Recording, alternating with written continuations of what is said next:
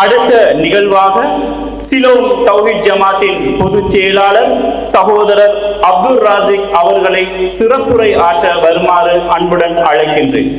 அஸ்ஸலாமு அலைக்கும் வரஹ்மத்துல்லாஹி வபரகாத்துஹு. இன்னல் ஹம்தலில்லாஹ் நஹ்மதுஹு வ நஸ்தஈனுஹு வ நஸ்தக்ஃபிருஹு வ நஊது பில்லாஹி மின் ஷுரூரி அன்ஃபுஸினா வ மின் ஸய்யிஆத்தி அமாலினா மை யஹ்திஹில்லாஹு ஃபலா முضில்ல லஹு வ மை யுضلل ஃபலா ஹாதிய லஹு வ அஷ்ஹது அன் லா இலாஹா இல்லல்லாஹ் வஹ்தஹு லா ஷரீக லஹு வ அஷ்ஹது அன்ன முஹம்மதன் அப்துஹு வ ரசூலுஹு அம்மா பஅத். அகிலத்தை படைத்து பரிபாலிக்கக்கூடிய எல்லாம் வல்ல அல்லாஹ்வுக்கே புகழனைத்தும், அல்லாஹ்வின் சத்திய தூதர் எம் உயிரிலும் மேலான கண்மணி நாயகம் ஸல்லல்லாஹு அலைஹி வஸல்லம் அவர்கள் மீதும், அன்னவர்களை பின்பற்றி வாழக்கூடிய அனைத்து முஸ்லிம்கள் மீதும் எல்லாம் வல்ல அல்லாஹ்வின் கருணையும் சாந்தியும் என்றும் நிலவட்டுமாக. அன்பிற்குரிய அல்லாஹ்வின் நல்லடியார்களே, அல்லாஹ்வுடைய அருள் நிறைந்த ஒரு மாதமான புனிதமிகு ரமலான் மாதத்திலே கடைசி பகுதியை நாம் அடைந்திருக்கிறோம். இந்த ரமலான் மாதத்திலே இறைவனை நெருங்குவதற்கான பலவிதமான வழிகளை அல்லாஹு ரப்புல் ஆலமீன் நமக்கு திறந்து வைத்திருக்கின்றான்.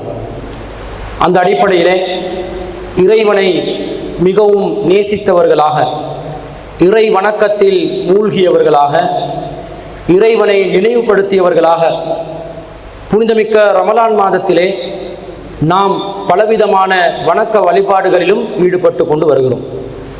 ஆனால் அதனுடைய அடிப்படை நோக்கம் என்னவென்பதை நாம் சரியாக புரிந்தால்தான் நாம் செலுத்துகின்ற வணக்கங்கள், நம்முடைய தியாகங்கள் பயனுள்ளதாக அமையும். அல்லாஹு ரப்புல் ஆலமீன் இந்த முழு உலகத்தையும் நமக்காக படைத்து தந்திருப்பது நாம் அந்த இறைவனை மாத்திரம் வணங்க வேண்டும் என்பதற்காக. அந்த இறைவனுக்கு நாங்கள் ஒருபோதும் இணை கற்பிக்காமல் வாழ வேண்டும் என்பதற்காக. அல்லாஹ் தஆலா திருக்குர்ஆன்ல குறிப்பிடுகின்ற நேரத்தில் வலக்கத் பஅஸ்னா ஃபீ குல்லி உம்மத்தின் ரசூலன், எல்லா சமூகங்களுக்கும் நாம் தூதர்களை அனுப்பியிருக்கிறோம். என்ன சொல்லி அனுப்பியிருக்கிறோம் என்று சொன்னா, அன்இஅ்புதுல்லாஹ, நீங்கள் அல்லாஹ்வை மாத்திரம் வணங்க வேண்டும், வஜிதனிபுத் தாகூத், தீய சக்திகளை விட்டு நீங்கள் விலக வேண்டும். இதுதான் இந்த உலகத்தில் உள்ள அடிப்படையே. அல்லாஹ் இந்த உலகத்தில் ஒரு தூது செய்தியை அனுப்பினான் என்று சொன்னா, இந்த உலகத்தை படைச்சான் என்று சொன்னா, இந்த உலகத்தில் சகல விதமான ஏற்பாடுகளையும் செய்திருக்கிறான் என்று சொன்னா, அடிப்படையான காரணம் நாங்கள் அல்லாஹ்வை மட்டும் வணங்கணும். அல்லாஹ்வுக்கு இணையாக துணையாக எந்த சந்தர்ப்பத்திலும் யாரையும் எவரையும் எந்த பொருளையும் நாம் கருதக்கூடாது, எந்த தீய சக்தியையும் நாங்கள் வணங்கக்கூடாது என்பதுதான் இந்த இஸ்லாத்தினுடைய அடிப்படை சாராம்சமாக இருக்கிறது. இந்த அடிப்படையை நாங்கள் சரியாக புரிந்து வாழ்ந்தால்தான் நாம் செய்கின்ற எந்த அமலானாலும் அதற்கு அல்லாஹ் தஆலா மறுமையிலே நமக்கு நன்மையை தரக்கூடியவனாக இருக்கிறார். பொதுவாக உலகத்தில் நாங்கள் எல்லோரும் இபாதத் செய்வதற்கு ஒரு அடிப்படையை வச்சிருக்கிறோம். என்ன அடிப்படை என்று சொன்னால், நாங்கள் சொர்க்கத்தை அடையணும், இந்த இபாதத் செய்வதன் ஊடாக நன்மைகளை அதிகமாக நாங்கள் அடைந்து கொண்டு அதனூடாக மகிழ்ச்சிகரமான நிம்மதியான ஒரு வாழ்க்கைக்குள்ள நாங்கள் நிரந்தரமாக வாழணும் என்பது பொதுவாக நம்ம ஒவ்வொருவருடைய ஆழ்மனதில் இருக்கக்கூடிய ஒரு எதிர்பார்ப்பாக இருக்கிறது. இன்னும் சொல்ல போனால், அல்லாஹ் நம்மை நரகத்தில் போட்டு விடக்கூடாது, நம்ம தண்டிச்சிட விடக்கூடாது, நம்மளை போட்டு அல்லாஹ் நெருப்புல பொசிக்கிற கூடாது என்று நினைத்து ஒரு அச்சத்தோட நாங்க என்ன செய்யறோம் என்றால் இபாதத்துகளை ஈடுபடுறோம். அப்போ ஒரு விதமான ஒரு எதிர்பார்ப்பும் இன்னொரு விதமான அச்ச உணர்வுடனும் தான் நம்முடைய இபாத்துகள் வெளிப்படுத்தப்படுவதை நாம் பார்க்கிறோம். ஆனா இதை எல்லாத்தையும் தாண்டி அல்லாஹ் தஆலா நம்மிடம் எதிர்பார்க்கிற அம்சம் இருக்குது. நாங்க எந்த காரியத்தை செய்யறதா இருந்தாலும், எந்த வேலையில ஈடுபடுறதா இருந்தாலும், அடிப்படையா நம்முடைய உள்ளத்துல பதிய வேண்டிய ஒரு தூய்மையான எண்ணம் இருக்கணும். அது என்னன்னு சொன்னா, அல்லாஹ் திருக்குர்ஆன்ல 76வது அத்தியாயத்துல 8வது வசனத்துல சொல்கிறான், வயுத்ஈமுன தஆம அலா ஹுப்பிஹி மிஸ்கீனன் வ யதீமன் வ அஸீரா, நல்லடியார்கள் மூமீன்கள் ஏழைகளுக்கு உணவளிப்பார்கள். யார் யாருக்கு? ஏழைகளுக்கு, அனாதைகளுக்கு, சிறை கைதிகளுக்கு உணவளிப்பார்கள். இந்த உணவளித்தல் என்ற காரியத்தை எதனால் செய்வார்கள் என்று சொன்னா, அலா ஹுப்பிஹி, இறைவனை நேசித்ததற்காக வேண்டி, அல்லாஹ் மீது நாங்கள் பாசம் வைத்ததற்காக வேண்டித்தான் இந்த காரியத்தில் அவர்கள் ஈடுபடுவார்கள் என்று சொல்லி அல்லாஹ் சொல்கிறார். இந்த எண்ணம் நம்முடைய உள்ளத்துல இருந்திருக்குதா? நாம் இபாதத் செய்யும் போது எப்பயாவது ஒரு நாள் அல்லாஹ்வை நான் நேசிக்கிறேன், அல்லாஹ் மீது பாசம் வைத்திருக்கிறேன், என் இறைவனை நான் ரொம்ப நெருங்க விரும்புகிறேன், அந்த இறைவனோடு நான் உரையாட விரும்புகிறேன், அந்த இறைவனோடு அவனுடைய அருள் வளம் எனக்கு தரப்பட வேண்டும் என்பதை நான் எதிர்பார்க்கிறேன், அவனை நான் கடுமையாக நேசிக்கின்றேன் என்ற எண்ணத்தோடு நம்முடைய அமல்கள் அமையும் என்று சொன்னால் நாம் ஈமான்ல ஒரு உச்சத்துல இருக்கிறோம் என்று அர்த்தம். இந்த நிலையில நாங்க அமல் இபாதத்துல ஈடுபடுறோமா, சொர்க்கம் கிடைக்கும், சொர்க்கம் கிடைக்கும், நரகத்திலிருந்து விடுதலை கிடைக்கும், கண்டிப்பாக நாங்கள் செய்கின்ற அமல்களுக்கு சொர்க்கம் கிடைக்கும், நாங்க பாவமான காரியங்களிலிருந்து விடுபட்டால் அல்லாஹ் நரகத்திலிருந்து நம்ம பாதுகாப்பான். ஆனா அந்த கோணத்துல இந்த அடிப்படையை மட்டும் வச்சு நாங்க இபாதத் செய்வோம் என்று சொன்னா ஒரு விதமான ஒரு சுயநலம் நம்மிடம் இருந்து வெளிப்படுகிறதா இல்லையா?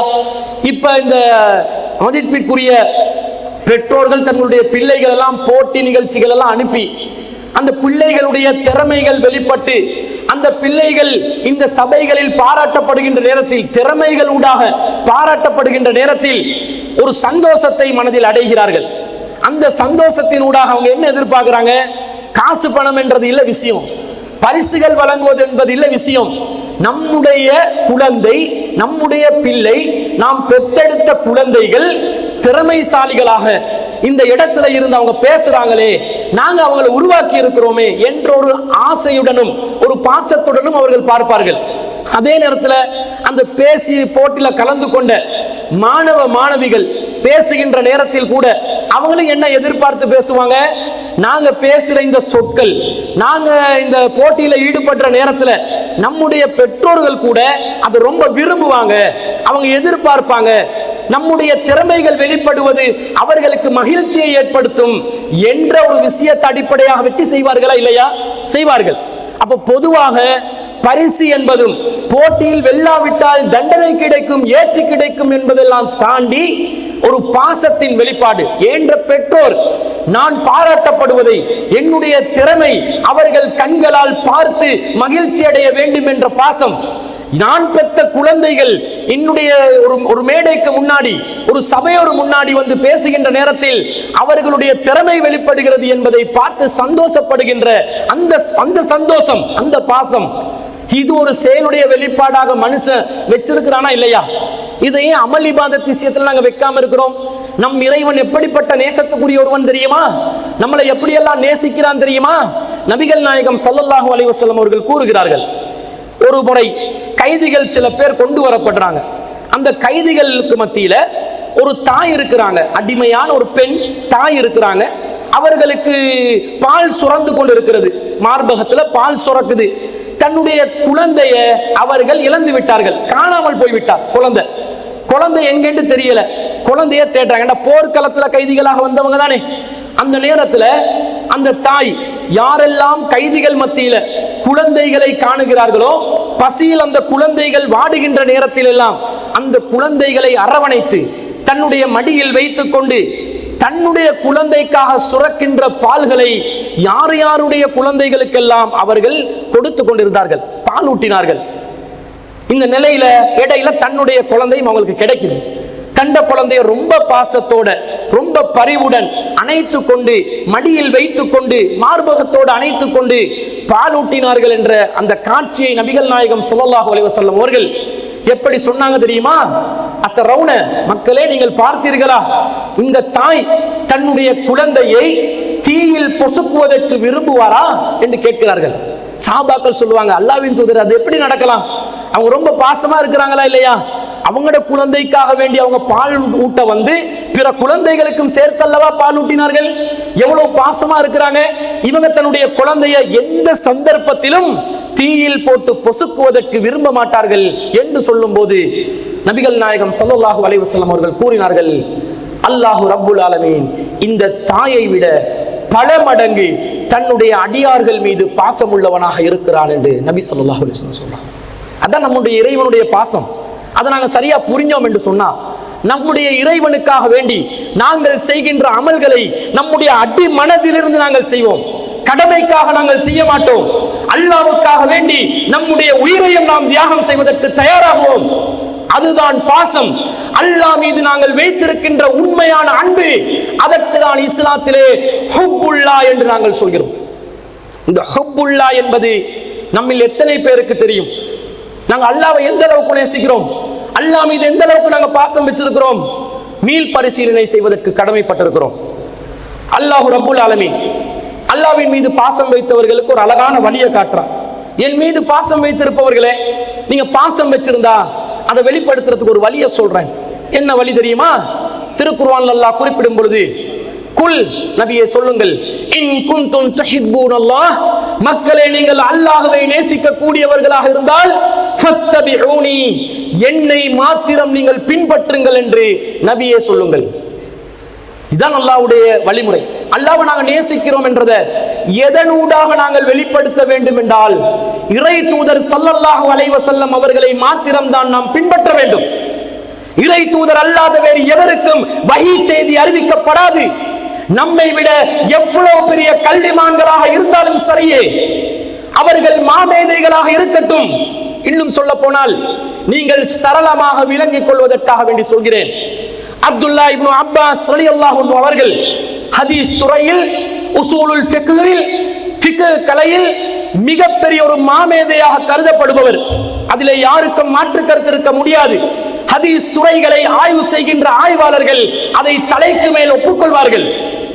அந்த அப்துல்லா இப்னு அப்பாஸ் ரலியல்லாஹு அன்ஹு அவர்களுக்கு தான் நபிகள் நாயகம் ஸல்லல்லாஹு அலைஹி வஸல்லம் அவர்கள், இறைவா இவருக்கு அல் குர்ஆனிலே விளக்கத்தை கொடுத்து விடு என்று அல்லாஹ்வின் தூதர் ஸல்லல்லாஹு அலைஹி வஸல்லம் அவர்கள் பிரார்த்தனை செய்தார்கள். அந்த இப்னு அப்பாஸ் ரலியல்லாஹு அன்ஹு அவர்களை எந்த அளவுக்கு ஹதீஸ் துறைகளில் போற்றி புகழ்வார்கள் என்று சொன்னால், அவரை அல் பஹர், ஹதீஸ் துறையில், ஃபிக்ஹ் துறையில் அவர் அறிவு கடல் என்று போற்றி புகழப்படக்கூடிய ஒருவர், பெரிய அறிவாளி, மிகப்பெரிய ஒரு ஆய்வாளர். ஆனா அந்த அப்துல்லா இப்னு அப்பாஸ் ரலியல்லாஹு அன்ஹு அவர்கள் அறிவிக்கக்கூடிய சில அறிவிப்புகள்ல நபிகள் நாயகம் ஸல்லல்லாஹு அலைஹி வஸல்லம் அவர்கள் அகத்தால் பார்த்திருக்கிறார்கள் என்று ஹதீஸ்களிலே அறிவிக்கப்பட்டிருக்கிறது. உள்ளத்தால் அல்லாஹ்வை பார்த்திருக்கிறாங்க. அல்லாஹ்வின் தூதர் ஸல்லல்லாஹு அலைஹி வஸல்லம் அவர்கள் தனது இறைவனை தனது உள்ளத்தால் பார்த்திருக்கிறார்கள் என்று அறிவிக்கிறார்கள். அறிவு கடலாக போற்றி புகழப்பட்ட நபி தோழர்களில் ஒருவரான மிக பிரபல்யமான நபி தோழர் ஒருவருக்கு இஸ்லாமிய அகீதா விஷயத்திலே லா யுத்ரிகுல் அப்சார், பார்வைகள் அவனை அடையாது, வஹுவ யுத்ரிகுல் அப்சார், அவன்தான் பார்வைகளை அடைகிறான் என்ற அடிப்படை விஷயத்தில் இருந்து சற்று மறதி ஏற்பட்டு விட்டது. தவறான தீர்ப்புகள் வழங்கி இருக்கிறார்கள். அதற்கு பிறகு நிலையில் உள்ள இமாம் அபு ஹனீஃபா ரஹ்மத்துல்லாஹி அலைஹியாக இருக்கலாம், இமாம் ஷாஃபி ரஹ்மத்துல்லாஹி அலைஹியாக இருக்கலாம், இமாம் அஹ்மத் இப்னு ஹம்பல் ரஹ்மத்துல்லாஹி அலைஹி அவர்களாக இருக்கலாம், இமாம் மாலிகி ரஹ்மத்துல்லாஹி அலைஹி அவர்களாக இருக்கலாம். யாரா இருந்தாலும் பரவாயில்லை, அறிவு மாமேதைகளாக இருக்கலாம். ஆனால் மார்க்க விவகாரத்தில் அவர்களுக்கு வஹி வராது, தவறுகள் நிகழலாம் என்ற மனோநிலையை நம் சமூகத்தவர்கள் சிந்திக்க கடமைப்பட்டு, மார்க்கத்தின் அடிப்படை அல்லாஹ் ரசூலிடமிருந்து மாத்திரம்தான் வர வேண்டும்.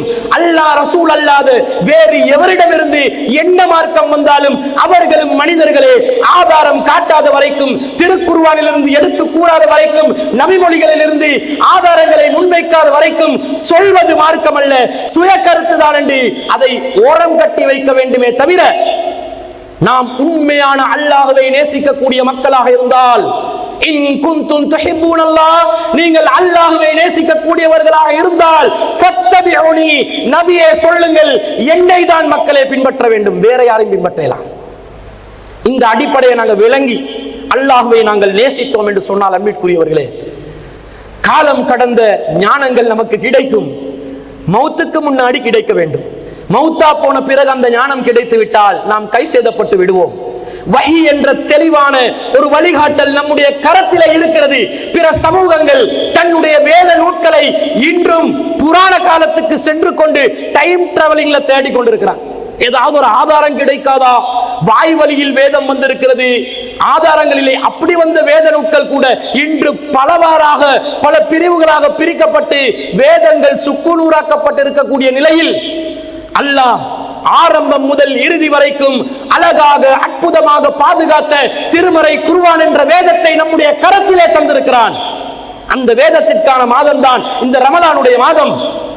ஓத வேண்டும், படிக்க வேண்டும், சிந்திக்க வேண்டும், வாழ்வியல் மாற்றத்தை ஏற்படுத்த வேண்டும். வஹீயின் வழிகாட்டலாக அந்த வேதத்துக்கு விளக்க உரையாக வாழ்ந்த அன்னலம் பெருமானார் ஸல்லல்லாஹு அலைஹி வஸல்லம் அவர்களுடைய வாழ்க்கை வழிமுறையை மாத்திரம் நாம் பற்றிக் கொள்ள வேண்டும். அப்படி பற்றிக் கொண்டால் கண்டிப்பாக இம்மையிலும் மறுமையிலும் நாம் வெற்றி பெறுவோம். அது சாதாரண வெற்றி அல்ல, அல்லாஹ்வை நாம் நேசிப்பதால் கிடைக்கும் வெற்றி. அப்படி வெற்றி பெற்றோம் என்று வைங்க, இந்த நேசத்துக்குரியவர்களாக நாங்கள் வாழ்ந்தோம் என்று வைங்க, அல்லாஹ் சொல்வான், ஜிப்ரீலே வாங்க வாங்க வாங்க, இந்த ஐக்ரானி மனிதன், இந்த மனிதன் என்னை நேசிக்கின்றான், நீங்களும் அவனை நேசிக்க வேண்டும். அல்லாஹ் சொல்வான். அல்லாஹ் கண்ணியத்தை தர்றான், அல்லாஹ் பாசம் உள்ளவன் என்று சொன்னா இல்லையா? அல்லாஹ் எப்படி மதிப்பு தர்றான் என்று பாருங்க. மிகவும் உயர்ந்த சபை, இந்த சபையில பாராட்டு விழா நடத்தினாலும் 10 பேருட மைண்ட் வாய்ஸ்ல திட்டு வருமா இல்லையா? வரத்தான் செய்யும். ஆனா அல்லாஹ்வுடைய சன்னிதானத்தில் மிக உயர்ந்த சபையோர்களாக இருக்கக்கூடிய மலக்குமார்களுக்கு முன்னாடி அல்லாஹ் சொல்வான், ஜிப்ரீலே, இன்னாருடைய மகன் இன்னாரை நான் நேசிக்கிறேன், நீங்களும் நேசிங்க. ஜிப்ரீல் அலைஹிஸ்ஸலாம் என்ன பண்ணுவார் தெரியுமா? அல்லாஹ்வினால் பயிற்றுவிக்கப்பட்ட வானவர் இல்லையா, வானவர்களின் தலைவர் ரூஹுல் குதுஸ், பரிசுத்த ஆவியான ஜிப்ரீல் அலைஹிஸ்ஸலாம் அவர்கள் சொல்வார்கள், வானவர்களே, அல்லாஹ் இன்னாரின் மகன் இன்னாரை நேசிப்பதாக கூறுகிறான், எனக்கும் அவரை நேசிக்குமாறு கட்டளையிட்டு விட்டான், நானும் உளப்பூர்வமாக அந்த மனிதரை நேசிக்கின்றேன், நீங்கள் அனைவரும் சேர்ந்து அந்த மனிதனை நேசியுங்கள் என்றுவாங்க. வானவர்கள் ஆமா நாங்கள் நேசிக்கிறோம் என்றுவாங்க.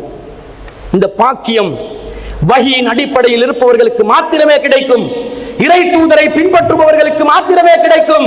இதை விட்டு சாதாத்துமார்கள், நாதாத்துமார்கள், பெரியவர்கள், மகான்கள், நம் தலைவர்கள், அஜ்ரத்துமார்கள், ஊர் ஜமாத் பெரியவர்கள், பெரும்பான்மை, பரம்பரை, பாரம்பரியம் என்று சொல்லி நம்முடைய மனோ இச்சைகளை நாம் முன்னிறுத்தி மார்க்கம் என்று ஒன்று கற்றுத்தந்திருக்க, பாரம்பரியத்தில் ஒன்று வந்து நிற்க, இரண்டும் முரண்படும் நிலையில் பாரம்பரியத்தை தூக்கி பிடித்தோம் என்று சொன்னால் மறுமையில் கை செய்தப்படுவோம்.